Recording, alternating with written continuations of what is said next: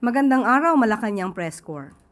Bilang paghahanda sa pagbubukas ng klase sa Lunes, personal na pinangunahan ni Pangulong Ferdinand R. Marcos Jr. kaninang umaga ang Brigada Eskwela sa Kapitbahayan Elementary School sa Navotas City.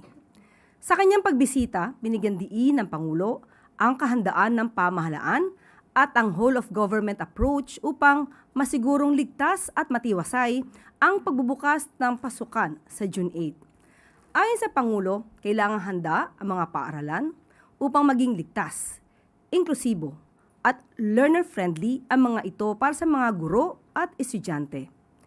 Binigyan diin ng Pangulo ang kanyang tiwala at kumpiyansa sa kahandaan ng Department of Education sa pagbubukas ng klase sa pangunguna ni Secretary Sani Angara.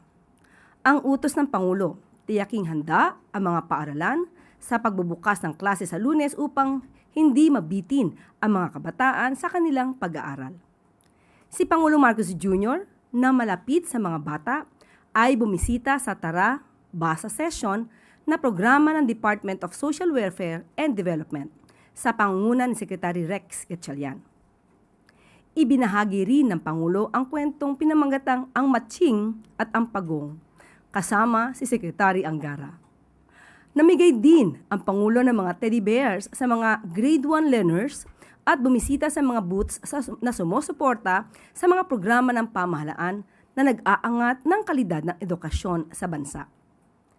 Nakibahagi rin ang Pangulo sa pagpapaganda ng paaralan sa pamamagitan ng pagpintura at pag-ayos ng mga silid-aralan at inspeksyon ng 16 na CCTV cameras upang tiyaking ligtas ang mga kabataan. Kasama rin ng Pangulo sa Brigada Eskwela ang tupad beneficiaries ng Department of Labor and Employment sa pangunguna ni Acting Secretary Francis Tolentino.